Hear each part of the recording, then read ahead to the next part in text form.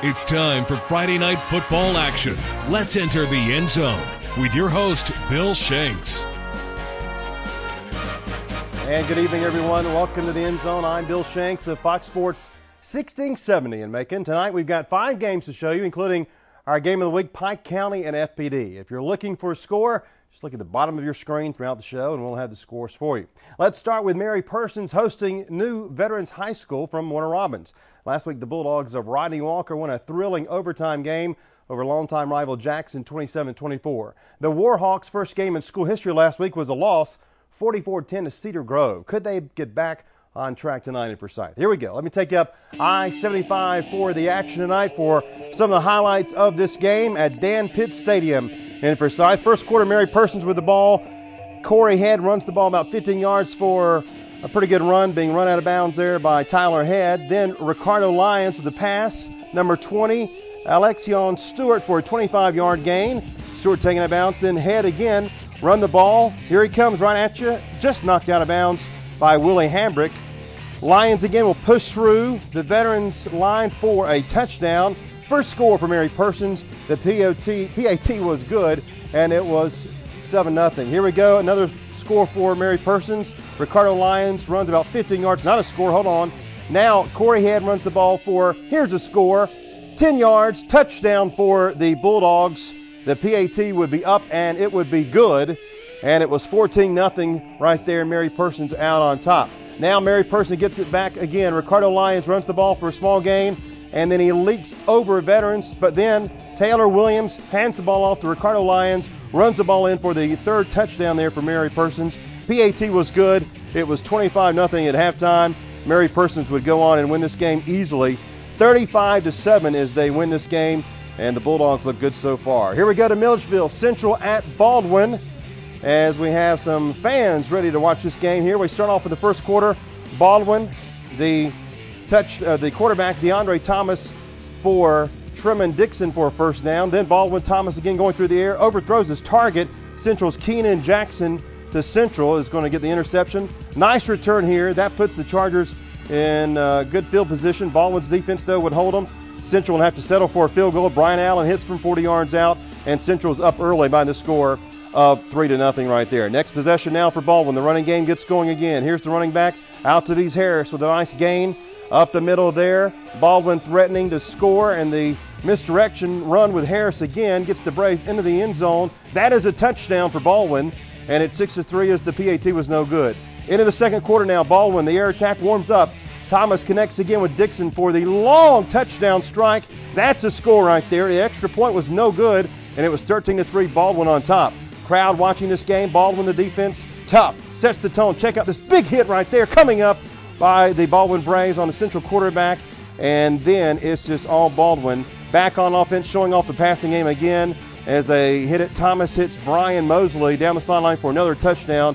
This is all Braves tonight here.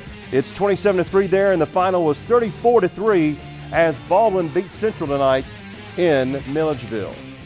All right, up next, we'll check on Douglas County and Warner Robins. We'll also see if Mount DeSales can improve to 2-0 on the season. We're back with more right after this. Welcome back to our show. I'm Bill Shanks. We start segment 2 in Warner Robins. The Demons had a rough first week opponent as they had to deal with Peach County last Friday. Tonight, the Demons welcome Douglas County to Warner Robins. Both of these teams were shut out last week, so something had to give tonight, right? Let's take you down to McConnell Talbert Stadium for the action now. And for some of the highlights with the Demons coming out on the field. We keep on saying that. First quarter, Warner Robins with the ball. Dominique Butts grabs it, runs it. Long 30-yard gain right there before he's taken down by Shea Seeley. Nice play there. Now number 26, Calvin Franklin Moore. I like that name. Tries to run the ball in at the 5-yard. Takes off about half the Tigers team to take him down. They can't do it. Second quarter, Warner Robins still with the ball. Tries to go for a field goal, up and no good. And the Demons just can't score. No score. Tigers now with the ball. Devin Randall tries to run the ball. Gets tripped up there, taken out of bounds by James Gardner, and also number 37. Then Randall again with the pass back. He's looking, and Brandon Penamon for small gains, taken out by James Gardner. A lot of defense this game, it looks like. Devin Randall again, the pass to Shea Seeley for about a 20-yard gain, but not a touchdown. They couldn't score. This was a lot of defense. It was scoreless at halftime. And Warner Robins, what's wrong with the Demons offense? They cannot score. They didn't score in the first half. They didn't score in the game, believe it or not. The final score of this one is Douglas County 14, Warner Robins nothing. That may be one of the bigger stories so far through the first 2 weeks. Warner Robins just cannot score. Private school action now. Mount DeSales hosting Southland. Let's head out to Mike Garvin Stadium for some of the action right here. Shot by the Satas, by the way. Mount DeSales, a handoff to Chris Swain. He had himself a game, ladies and gentlemen. There's a long touchdown. He's running. He's not stopping. He's going. He's in there for the score. You can bring him down, but he's not going to drag him down. It's a score. That tied the game at 7 right there. The Cavs again now will have the ball on their own 17-yard line. And Swain again. This kid is 6 foot, 220 pounds. He's a brick house. He's a senior. Watch this long run right here. All right, you finally get him. That's okay. Cavs knocking on the door again from 6 yards out. Who are they going to give it to? Swain. Touchdown. Mount DeSales. That's pretty nice right there. Cavs rolling. This is still in the first quarter. Now Bradley Smith, the quarterback. Shotgun, yellow gun. Back in Josh Abrams. He's got it. Nice catch there. And watch it. Watch this run right here. Reminds me of myself in the 4th grade. Yeah, right. Touchdown. Josh Abrams. And the crowd is enjoying this early on. And it doesn't stop there, folks. How about one more? Bradley Smith again. Brandon Sartain's going to catch this one. Hey, I'm open. Throw it to me. I got it. I'm going to run for a while. It's going to be a long touchdown. And this is all Mount DeSales. How about Mount DeSales 50? The Golden Raiders going home crying with only 14. Nice win for Robert Slocum and the Cavaliers. We've got our game of the week up next, FPD and Pike County. You're watching The End Zone on 41 NBC.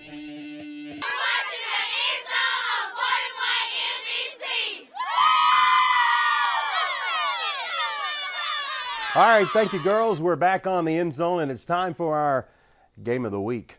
Probably the biggest story in Macon this year is FPD now in the Georgia High School Association after years in the GISA. They started strong a week ago, beating Irwin County 26-8. Tonight, they welcome the Pirates from Pike County to Macon as Greg Moore's Vikings look to go 2-0. Here we go, back out to the campus of First Presbyterian for the action with some video. Do we have the video? Here we go. There it is. Hey, this is the drive of the week right here. The 5-star drive of the week. That's Jonathan Millwood catching a pass from Clay Martin. Here we go. It's the 5-star drive of the week. Clay Martin again. Matthew Davis. Down to the 50. Gain of about 9 right there. Now 2nd and 1. Watch this. Clay Martin. What if he's any kin to Brook? Maybe not. On the keeper. First down. He's going to get some yardage right there. Gain of about 20. Nice play there. Now 2 plays later on the 22. Martin back. Goes for the end zone. But Davis incomplete. Nice defensive play there. They have to call on the field goal kicker, Murray Ricketson. It's going to be up good from 38 yards out. That was the 5-star drive of the week.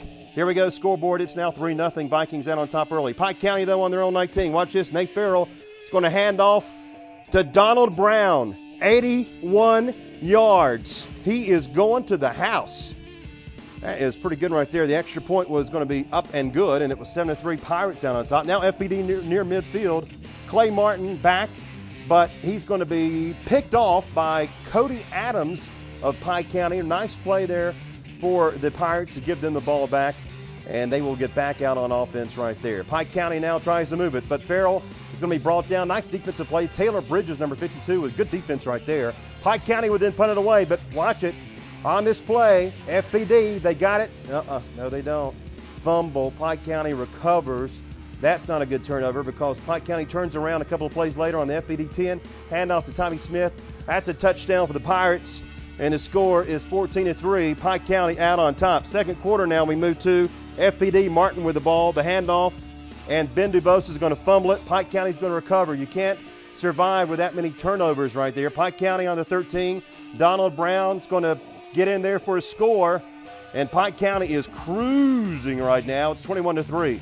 Vikings, though, would bounce back. Here we go on the Pirates 45. The handoff to Dubose, who takes off. He gone 45 yards for the touchdown. And FPD's coming back. The PAT would make it 21-10 with FPD trying to knock on that door late in the first half. Martin's going to scramble to his left, looking, being chased by 3. And he's got a guy, Cole Flanders, for a touchdown right there. Nice play. And at halftime, the score was 21-17. Pike County up by 4, but FPD could not bounce back. The final score of this one was 35-25. Pike County wins over the Vikings, so Greg Moore's Vikings go to 1-1 on the season in a very tough game out at FPD. Up next, Dustin Wilson will join me with some more scores from around the state of Georgia. We're back with more right after this. Join me every weekday afternoon from 3 until 6 for the Bill Shanks Show on Fox Sports 1670 AM in Macon and online at foxsports1670.com. We talk sports, take your phone calls. We're also the home of the Dan Patrick Show. Jim Rome, and tomorrow it's the Saturday Scoreboard with Bobby Pope. Welcome back to the End Zone. I'm Bill Shanks, joined now by Dustin Wilson, who has a look at some of the other scores tonight from around the state of Georgia. Dustin? Yeah, Bill, it's been a great week, and it's been a great night of high school football. Let's go ahead and just get right to the scores for you. We're going to start things off. The West Lawrence Raiders were defeated by the Perry Panthers, 31-14. West Lawrence Raiders were defeated by East Lawrence last week as well. They are now 0-2, and Perry moves to 1-1. Wilcox County, they defeated Bleckley County 35-0. The Pats beat Miller County 34-13 last week. Now are 2-0. Moving on, Toombs County 14, Dodge County 0. The Indians from Eastman lost to Appling County last week, 18-17. They are now 0-2, and Toombs County moves to 1-1. John Millage Academy, the Trojans defeated the Windsor Knights 35-14. The Knights lost to Stratford last week, and John Millage is now 2-0 after beating Gatewood in a tight one last week, 31-28. Pinewood Christian Academy, 35, Tattnall 6. The Patriots defeated the Trojans. Tattnall lost last week to Westfield, to 14-0, and Pinewood is now 1-1 after a loss to Robert Toombs last week. Moving on now, the Monroe Tornadoes defeated the Northeast Raiders 32-6. This was a Thursday game, and the Westside Seminoles, man, they've got some speed. They defeated the Howard Huskies 35-0. Westside now moves to 2-0 and will take on Baldwin next Friday at home. That should be a good one. And once again, Peach County, we've talked about them already, 35-0. They defeated Rutland. The Trojans of Peach County may be the most dominant team here in Middle Georgia, and we are excited to see the matchup with them next week against Westside. It's going to be a good one, Bill. Oh, no doubt about that. Peach County looks awfully strong. Dustin, thank you very much. A couple of other scores for you real quick. Baseball scores. Got to do it. Braves lose tonight down in Florida. The Phillies win over Milwaukee. The Braves leading now in the National League East is down to 1 game. Getting a little tight there, folks, for the Bravos. All right, have a great college football weekend. That's our show for tonight. Thank you for being with us. We're back next week for more high school football playoff highlights. For now, I'm Bill Shanks. For all of us here at 41 NBC, good night.